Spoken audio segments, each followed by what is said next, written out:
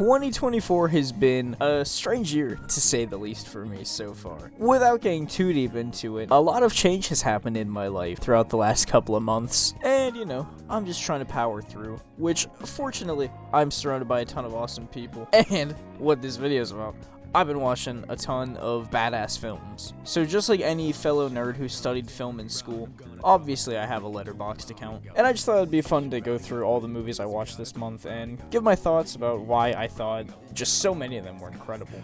So I started off the month by watching Big Daddy with Adam Sandler. This was one of those films I watched a ridiculous amount as a kid, and it makes me really happy to say that it held up pretty well as an adult. Adam Sandler just plays this total loser, and he just gets handed off a kid, and it leads to a lot of really funny moments, and a surprising amount of sincere and emotional moments. The scene where they're in the McDonald's, and Adam Sandler throws the guy's fries will never cease to not make me burst out into laughter. Next up, I watched Yes Man with Jim Carrey. This was another one I absolutely adored as a child. To be honest, a lot of it did not hit the same way it did as a child. Some of the jokes just weren't as funny, and some of the drama just kind of feels hollow. Despite all that, I do still think this movie has a ton of charm, and Jim Carrey is absolutely hilarious here. Yes Man's about a guy who just recently got divorced, and seemingly all things in his life are looking downward, until he goes to this conference, and he decides that he's going to start saying yes to any opportunity that presents itself. It unironically has a pretty positive message to take away, and it is a fun watch despite some of its flaws. This film was just way too important to me as a kid to put it anything below a 5. Next was 2001: A Space Odyssey by Stanley Kubrick.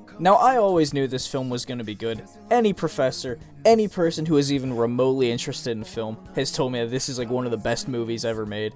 And even going into the film with those expectations, I still feel like it was all exceeded. It's just such a finely crafted film that baffles my mind as to how it was even made. There are so many shots in this film that I can't even begin to understand how they were done in the late 60s. The one I remember absolutely being blown away by is the one where David's running around the white circular room. In addition to all that, the story is just phenomenal. It covers space exploration, the dangers of AI, the question of if we're alone in the universe, what is humanity and what is the next step. So much stuff that is just riveting and fascinating today that I couldn't even imagine walking into a theater in 1968 and seeing this on the big screen. The use of drugs strongly enhances the ending of this film, which I would not recommend, nor would I ever advocate for that on this channel. Next up was another absolute banger, Interstellar. Any film by Christopher Nolan is usually a safe bet, and this is no exception. It's a beautiful story about family and love, while being masked as a space epic,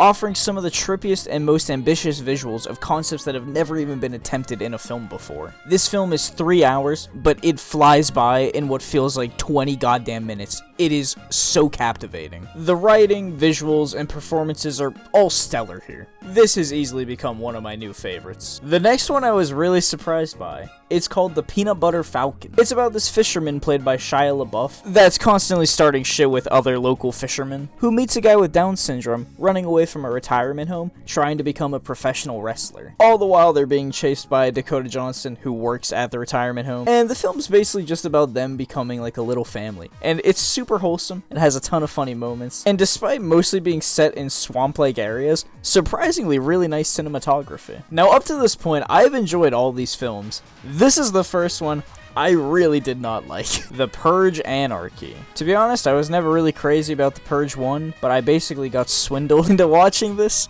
And to be honest, I really don't have anything to say about this. This movie is incredibly boring, it's mindless action, it doesn't even follow an internal logic, so most of the horror elements don't work. Just nothing about this really clicked with me, but that also makes total sense because I don't think I'm the target demographic for films like this. Now this next one, I'm just kind of disappointed in, to be honest. Abigail. I think the cardinal sin this film made was it gave away the whole twist of the movie in the trailers. Even ignoring that though, tonally the film just feels so weird, like it can't decide if it wants to be a horror movie or a comedy movie, and I can definitely appreciate what they were going for. Like, I see the idea, I see the vision, just unfortunately it doesn't really nail the landing. But to be honest, I would much rather watch something like this than just another generic horror movie that doesn't try to bring anything new to the table. One of the final ones I watched this month was Oldboy. I wasn't wasn't really sure what to expect with this one, but it really left me feeling a certain type of way. Oldboy's about a guy who gets abducted and imprisoned for so many years, and then he breaks out and just seeks revenge on the people who kidnapped him. It goes way deeper than that, but to say anything else would give away way too much. But the action is absolutely stunning here. There's a scene where the protagonist fights off like 50 people in a hallway, and it is so cool. The film also ends on an extremely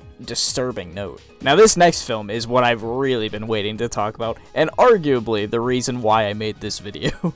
Dune. Now I don't even know where to begin with why I am so obsessed with this story right now. Dune Part 1 covers the first third of the book, and feels like an incredibly faithful adaptation. A lot of dialogue and internal thoughts have been removed, but instead they've been replaced with visual storytelling. A lot is said through people's eyes. The story follows Paul Atreides as we see him and the House of Atreides relocate to the desert planet Arrakis, and basically just everything goes wrong. That's an extremely condensed summary of what actually happens, but there is just way too much to get into to fully convey everything that's going on in the story. Part 1 is extremely subtle and is mostly world building, with a few real standout moments. I proceeded to watch Dune Part 1 3 times before rewatching Part 2. But as you can see there, in between those watch throughs, I did end up rewatching Spider-Man No Way Home. After all these years, I still can't believe this movie actually exists. To see all 3 of the Spider-Men on the big screen just shooting the shit is literally a childhood dream come true. I still adore this film for the fact that the fan service of including all these cameos is not only just awesome, but also works really well narratively. Meeting all these characters pushes Tom Holland's Spider-Man forward, arguably concluding his origin story in the MCU, while also giving really nice subtle closure to Tobey and Andrew's Spider-Man. The scene where they're all in the apartment and Peter's spider sense goes off and he realizes it's Green Goblin,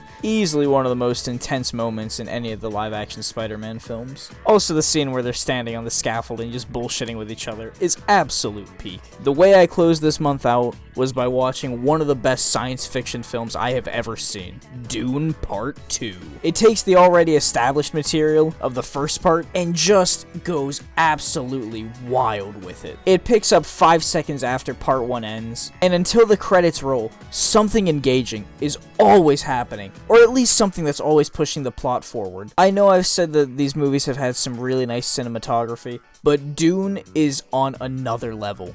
Greg Fraser absolutely killed it, and every frame of this movie looks like a painting. The performances are the best they've ever been. Specifically with Timothée Chalamet, he absolutely nails the role of the false messiah. The speech he gives to the Fremen is one of the rawest scenes I've ever seen in a film. I've never felt so hyped leaving the movie theater before. That's also definitely influenced by the action, because it's the best it's ever been here. The choreography and framing of the fights are just perfect. They feel grounded, they have weight to them, but they're also incredibly flashy and just so smooth.